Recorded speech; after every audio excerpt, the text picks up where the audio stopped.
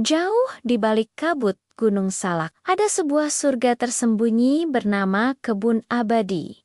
Disinilah 10 dinosaurus paling unik di Pulau Jawa hidup dalam damai. Ada Milo si Brachiosaurus yang memetik buah-buah purba dari puncak pohon tertinggi. Di bawahnya, Bromo si Triceratops sibuk membuat saluran irigasi dengan tanduknya. Bromo, jangan lupa airnya sampai ke tanaman obatku. Teriakitheka si Stegosaurus, si ahli ramuan penyembuh. Sementara Koko si Ankylosaurus meratakan tanah dengan ekor besinya, dan Timo si Pachycephalosaurus membuat pagar dengan kepalanya yang kuat di langit. Lulu si Pterodactyl membawa biji-biji langka dari seberang gunung, yang katanya bisa tumbuh jadi bunga bercahaya. Bahkan Raja si T-Rex yang perkasa lebih suka menikmati jagung purba daripada mengganggu teman-temannya. Bersama-sama mereka menjaga kebun dengan penuh cinta. Namun, kedamaian di Kebun Abadi tidak akan bertahan selamanya. Ikuti terus kisah mereka, jangan lupa subscribe ya. Jauh sebelum peradaban modern, di kaki Gunung Salak sekitar 1000 tahun sebelum Masehi, bumi mulai bergetar. Getaran ini bukan langkah kaki raksasa, melainkan denyut gunung yang akan meletus. Koko si Ankylosaurus adalah yang pertama merasakannya lewat kakinya yang sensitif. Tanda bahaya yang membuat suku Maung lari tunggang langgang saat gas beracun menyembur dari retakan tanah. Namun, di tengah kepanikan, sebuah keajaiban terjadi. Stegosaurus membagikan daun Pakis Glesenia kepada manusia yang keracunan. Tumbuhan ini, yang dikenal mengandung enzim penetral racun, menjadi penyelamat mereka. Sementara itu, Bromo si Triceratops menggunakan tanduk kuatnya untuk menghancurkan bebatuan, membangun tanggul darurat demi membelokkan aliran lahar dingin yang mengancam. Di atas mereka, Milo si Brachiosaurus dengan leher panjangnya memantau arah awan panas dari ketinggian, memberi petunjuk arah evakuasi yang aman. Bahkan, Spike si raptor yang cerdas turut membantu dengan cakarnya, menggali parit untuk mendinginkan aliran lava. Letusan ini akhirnya meninggalkan lapisan abu yang mengawetkan kisah mereka, sebuah bukti tak terduga tentang bagaimana manusia dan dinosaurus pernah bekerja sama untuk bertahan hidup. Terima kasih sudah menonton. Saat senja mulai turun, Lulu si Pterodactyl membawa kabar buruk. Ada asap api unggun di lembah sebelah. Itu adalah manusia, suku Maung, para pemburu yang terusir, telah tiba dan mata mereka tertuju pada jejak kaki raksasa. Bagi mereka, binatang besar berarti daging yang melimpah.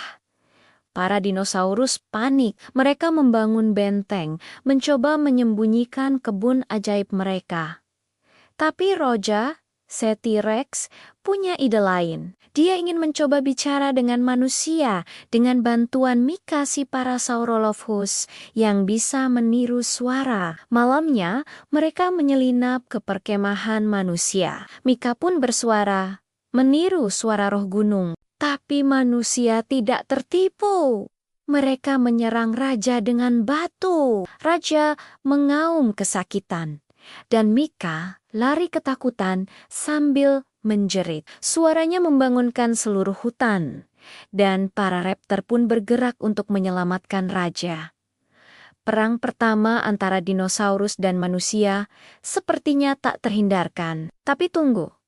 Ada suara gemuruh lain yang lebih dahsyat datang dari dalam bumi. Genang Salak baru saja terbangun dari tidurnya. Di lereng Gunung Salak pasca erupsi, seorang dukun bernama Siti menemukan sebuah kapsul biji purba yang aneh. Biji itu Berdenyut, seekor Parasaurolophus bernama Mika mendekat, memindainya dengan sonar dari jambulnya. DNA di dalamnya terlindungi oleh abu vulkanik, katanya. Ternyata, biji yang bisa bertahan ribuan tahun seperti ini benar-benar ada. Mereka membawanya ke laboratorium alam. Tera, si Stegosaurus, menggunakan duri mikroskopisnya untuk menyuntikkan enzim. Ini Titanobloom, tumbuhan pemakan logam, serunya.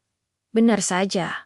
Tanaman purba memang diketahui bisa menyerap racun dari tanah. Bromo si Triceratops menanamnya, dan akarnya langsung membersihkan tanah dari sulfur. Lulu si Pterodactyl dan Spike si Raptor bekerja sama menyebar benih ini ke seluruh area terdampak. Dalam 3 hari, mereka menciptakan jaringan detoksifikasi seluas 1 kilometer persegi.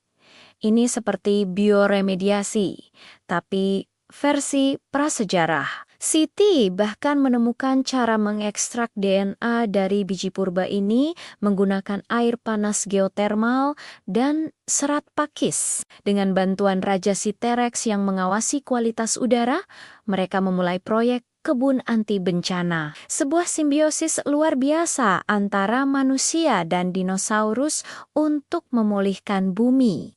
Ganang Salok 980 sebelum Masehi. Kabut pagi terkoyak oleh kedatangan suku bajak, manusia besi dari selatan. Mereka membawa kapak tembaga dan perisai kulit stegodon. Mengincar tanaman penyembuh ajaib, Titanobloom, tanaman ini suci, dijaga oleh naga tanah, teriak Siti dari suku Maung. Pemimpin suku bajak, Karno, hanya tertawa. Kami sudah bunuh gajah purba. Apa bedanya nagamu? Perang pun meletus. Suku bajak menebar jerat kawat, membakar api sulfur, dan menggunakan tombak beracun. Timo, si Pachycephalosaurus, gugur. Darahnya membuat Titanobloom mekar merah menyala. Tapi para dinosaurus penjaga tidak tinggal diam. Tera si Stegosaurus menyuntikkan racun. Koko si Ankylosaurus menghancurkan perkemahan, dan Mika si Parasaurolophus memekakan telinga musuh dengan suara ultrasonik. Di puncak pertempuran, Raja si T-Rex yang terluka parah mengorbankan dirinya. Ia menghancurkan lumbung logam musuh dan menjatuhkan badannya ke mata air panas, memicu geyser beracun yang memaksa suku bajak mundur. Kini, tulang belulangnya menjadi pagar suci di sekitar kebun, disembah oleh sisa suku yang ketakutan. Spike C. 30 tahun setelah perang, sebuah jeritan memecah malam di Gunung Salak. Cucu tetua Siti, Dara, melahirkan bayi yang tak biasa. Kulitnya bersisik, kukunya melengkung seperti cakar raptor, dan matanya punya selaput reptil. Siti tahu ini bukan kutukan, melainkan mutasi dari darah dinosaurus yang dulu melukai Dara. Bayi bernama Kala itu tumbuh dengan cepat. Di usia 5 tahun, tingginya sudah seperti orang dewasa. Di usia 10, duri mulai tumbuh menyakitkan di punggungnya. Ia selalu dihantui mimpi kematian seekor T-Rex. Spike, si raptor tua, mengendusnya curiga. Dia berbau seperti kita, tapi bukan kita. Ketika para penyerbu datang, amarah Kala meledak. Ia bergerak secepat kilat, mencabik musuh dengan refleks predator. Namun, kekuatan itu tak terkendali. Setelah menghancurkan separuh desa dalam amuk, ia lari ke hutan, menemukan laboratorium alam milik dinosaurus purba. Di sana, ia menyuntikkan ramuan DNA ke tubuhnya, berharap bisa menstabilkan dirinya. Namun, sel manusia dan dinosaurus di dalam dirinya justru saling berperang. Ditemukan sekarat oleh Spike, Kala membuat pilihan terakhir. Ia menusukkan duri yang mengandung DNA-nya ke jantung si raptor. ambil kekuatanku. Jaga gunung ini, darah mereka bersatu. Mata Spike si raptor kini menatap dengan pupil vertikal khas manusia, mewarisi kekuatan dan pengorbanan kala. Tahun 500 kabut abu vulkanik menyelimuti Gunung Salak. Kebun Titanoblum yang dulu hijau kini terkubur di bawah lava yang membeku. Spike Sea Raptor, kini makhluk setengah manusia, berdiri di puncak tebing.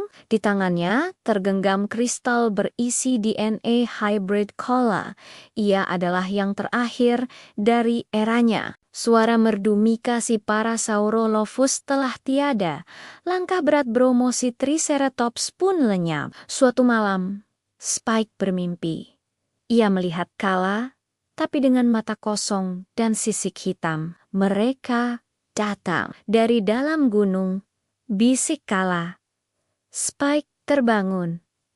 Dari kawah Gunung Salak, asap hitam mengepul lagi. Spike pun memasuki gua kuno dan menemukan gambar sebuah pintu tersembunyi. Di baliknya, di dalam kegelapan, ada telur-telur besar yang berdenyut. Salah satunya retak, dan seekor bayi T-Rex mungil merangkak keluar. Spike tahu apa yang harus ia lakukan. Ia mengambil kristal DNA Kala dan meneteskan darahnya sendiri ke telur-telur itu. Di luar, Gunung Salak bergemuruh. Sebuah era baru akan segera dimulai. Malam itu, Gunung Salak bergemuruh hebat. Pertanda akhir sudah dekat. Aku, Spike, menatap 3 nyawa baru yang menetas dari telur purba. Dara, si T-Rex mini. Bara, Ankylosaurus dengan cangkang berpendar. Dan Angin, si penyanyi Parasaurolophus. Hanya mereka harapan terakhir kita. Saat batu-batu panas menghujani kami, mereka tidak lari. Sebaliknya, mereka menarikku ke arah kawah, menuju jantung gunung. Aku tahu ini gila, tapi aku percaya pada mereka. Di dalam, kami menemukan sebuah danau lava hijau yang aneh, cairan DNA gunung itu sendiri. Tiba-tiba, Dara melompat masuk, tubuhnya berubah, membesar. Sisiknya mengeras seperti baja. Dia bukan lagi bayi dinosaurus, tapi pejuang hybrid pertama. Saat gua mulai runtuh, aku membuat pilihan. Aku lemparkan kristal DNA Kala ke dalam danau, memeluk erat ketiga sahabat kecilku. Biarlah dunia di atas sana hancur, karena di sini, di bawah abu salak, masa depan baru akan lahir. Di kedalaman gua vulkanik Gunung Salak, seorang ahli biologi, Dr.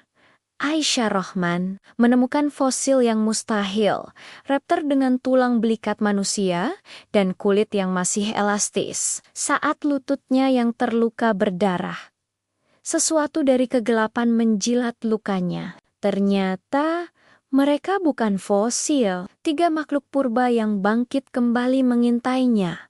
Dara, T-Rex dengan kulit kamuflase, Bara, Ankylosaurus dengan cangkang penyerap listrik, dan Angin, Parasaurolophus yang mampu menipu radar. Anehnya, Aisyah bisa memahami desisan mereka. Di Temport Lane, sebuah badan intelijen rahasia sedang menciptakan pasukan super dari telur hybrid yang sama. Salah satu telur menetas dan kabur setelah membunuh 3 penjaga. Kembali di gua, Aisyah terbangun dengan luka yang sudah sembuh. Para hybrid menunjukkan masa lalu mereka lewat hologram sebuah perang kuno dan warisan yang harus mereka jaga. Saat helikopter militer mengepung, Aisyah sadar darahnya adalah kunci untuk menyelamatkan para penjaga terakhir ini.